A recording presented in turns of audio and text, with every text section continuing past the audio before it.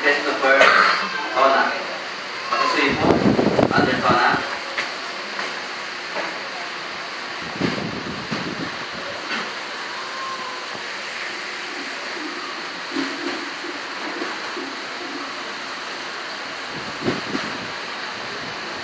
Ang mga tagapaglingkod sa bahay ay magpasakot sa mga may-ari sa kanila at kaya pumupang ko lang pagkatao, hindi lamang sa mga uti at sa mga matuwiran, hindi kayo dito sa mga mahirap balagdan. Sa kapensa ng sino man dahil hindi sa Diyos ay nagtitip sa ilalim ng mga bagay na nakabibigati at nagpulusyahan, durusan, mga naguman, hindi mga naguman. Ito ay kaaya-aya bagay. Pagkatapos ng kapurihan, nga po, kapag nagkakasala kayo at sinatampal, pinapatali kayo Diyos. Ngunit kung kapag gumagawa kayo ng mabuti at nagulong tayo, pinapatali kayo Diyos. Ito ay isang bagay na kaaya-aya sa Diyos.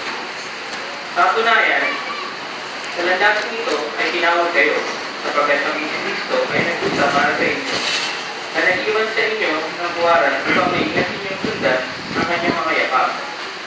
Siya nakagawa ng kasalanan, hindi kinasumpungan man ang palilinang sa kanyang bibig. Siya ay naliking, hindi siya nalait bilang ganti. Siya ay magdusa, hindi siya nagbanta, kundi patuloy na ipinagkatiwala ang kanyang sarili sa isa na umahatol na matuwid. Siya mismo ang nagdala ng ating mga kasalanan sa kanyang sariling katawan sa tugon, upang tayo ay matapos na sa mga kasalanan at mabuhay sa atwiran. At sa pamamagitan ng kanyang mga latay ay napagaling kayo. Sapagkat kayo ay tulad ng mga tuba na naliligaw. Ngunit ngayon ay nagbalik na kayo sa pastol at tagapangasiwa ng inyong mga kaluluwa. Sa tulad na paraan, kayo mga asawang babae, magpasakop kayo sa inyong asawang lalaki upang kung ang sino man ay hindi masunurin sa salita, mawagi sila ng walang salita sa pamamagitan ng paggawi ng kanilang asawang babae. Dahil sa pagiging mga saksi sa inyong malinis na paggawi na may kalakit na matinding paggalang at ang inyong kagayahan ay huwag siyang panlabas na pagtitiritas ng buo at pagsusunod ng mga gintong palamti o ang pagbibigis ng mga panlabas na kasuhutan, kundi ang lihim na pagkatawa ng puso na walang kasirang pasuhutan ng tahimik at pahinahong espiritu na malaki ang halaga sa paningin ng Diyos. Sapagkat ng una, ngayon hindi nag-aarya ng kanilang sarili ang mga babaeng banal na umaasa sa Diyos na nagpapasakop sa kanilang asawang lalaki. Gaya ng pagsunod ni Sarah kay Abraham na tinatawag itong Panginoon. At kayo ay naging mga anak niya kung patuloy kayong gumagawa ng mabuti at hindi natatakot sa anumang sanhi ng kapilapusan. Kayo mga asawang lalaki, patuloy naman ang kasama nila sa katulad na paraan ayon sa kaalaman. Na pinagbubulan sila ng karangalang gaya ng isang mas mahinang sisidlan, yang may katangiang pambabae. Yang kayo ay mga tagapagmana ng kasama nila na isa na nararapat sa nabiyaya ng buhay, upang hindi maadlangan ang inyong mga panalangin.